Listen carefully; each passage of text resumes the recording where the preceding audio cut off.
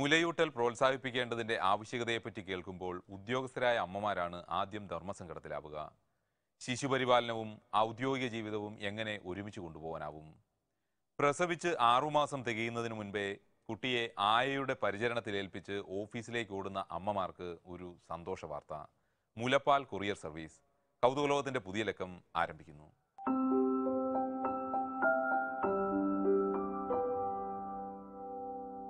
ഇന്തോനേഷ്യയിലെ ഉദ്യോഗസ്ഥകളായ വീട്ടമ്മമാർക്ക് ജോലിയും മുലയൂട്ടലും ഒരുമിച്ച് കൊണ്ടുപോവാൻ മാതൃകയായിരിക്കുന്നത് 29-കാരി ഫെബി കെംല ഡെവിയാണ്. 3 മാസത്തെ പ്രസവാവധിക്കു ശേഷം ജോലിയിൽ തിരികെ പ്രവേശിക്കേണ്ടി വന്നപ്പോഴും ഫെബി മുലയൂട്ടൽ ഉപേക്ഷിച്ചില്ല. കൃത്രിമ പൊടിപ്പാലല്ല, മുലപ്പാൽ തന്നെയാണ് കുഞ്ഞിന്റെ ആരോഗ്യത്തിന് നല്ലതെന്ന് നന്നായി അറിയാവുന്ന ഫെബി വീട്ടിൽ നിന്ന് ജോലിക്കിറങ്ങും മുൻപേ കുഞ്ഞിന് കൊടുക്കാനുള്ള മുലപ്പാൽ ഒരു കുപ്പിയിലെടുത്ത് വീട്ടിലേൽപ്പിച്ചിരുന്നു. കുഞ്ഞിന് ദിവസം 1 മുതൽ 1.5 ലിറ്റർ വരെ മുലപ്പാൽ ആവശ്യമുണ്ടെങ്കിലും രാവിലെ വെറും 1/2 ലിറ്ററിൽ താഴെ അളവിൽ മാത്രമേ മുലപ്പാൽ വീട്ടിൽ എടുത്തേൽപ്പിക്കാൻ കഴിഞ്ഞിരുന്നുള്ളൂ. ഒരു സഹപ്രവർത്തകയാണ് ഈ അവസ്ഥയ്ക്ക് പരിഹാരം കാണാനായി ഒരു കൊറിയർ സർവീസിനെ ഫെബിക്ക് പരിചയപ്പെടുത്തിയത്.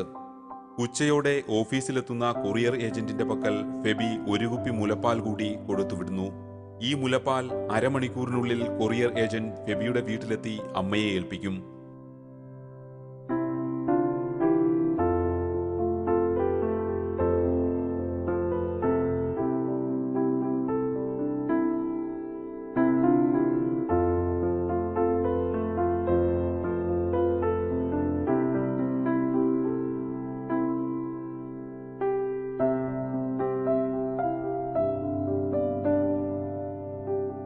എട്ടു മാസം മാത്രം പ്രായമുള്ള മകൾ ആശാലിന ഈ മുലപ്പാലും കുടിച്ച് അമ്മ തിരികെ വീട്ടിലെത്തുന്നതും കാത്തിരിക്കും. അമ്മ വന്നുകഴിഞ്ഞാലുടൻ അടുത്ത മുലയൂട്ടൽ. അർഗ നിർവാണ എക്സ്പ്രസ് കൊറിയർ സർവീസാണ് ഉത്തരവാദിത്തത്തോടെ മുലപ്പാൽ കൊറിയർ സർവീസ് ഏറ്റെടുത്തിരിക്കുന്നത്. കമ്പനി ഉടമ ഫിക്കിരി നൌവാൽ ഇത് 2ാം തവണയാണ് മുലപ്പാൽ കൊറിയർ സർവീസ് നടത്തുന്നത്. 2010-ൽ സ്വന്തം ഭാര്യ പ്രസവാവധി കഴിഞ്ഞ് ഓഫീസിൽ പോയി തുടങ്ങിയപ്പോൾ മകനുള്ള മുലപ്പാൽ വീട്ടിലെത്തിച്ചിരുന്നത് ഇതേ രീതിയിലായിരുന്നു. $30 മുതൽ $40 വരെയാണ് ഈ സേവനത്തിന് മാസം ചിലവ്. ഫെബിയുടെ കൊറിയറിലുള്ള മുലയൂട്ടൽ വാർത്തയായതോടെ ഇന്തോനേഷ്യയിൽ ഉദ്യോഗസ്ഥകളായ വീട്ടമ്മമാരെല്ലാം വിശ്വസ്തരായ കൊറിയർ ഏജന്റുമാരെ അന്വേഷിച്ചു തുടങ്ങിയിരിക്കുന്നു. അവരിൽ ചിലരെല്ലാം കൊറിയറിൽ മുലയൂട്ടൽ തുടങ്ങുകയും ചെയ്തു.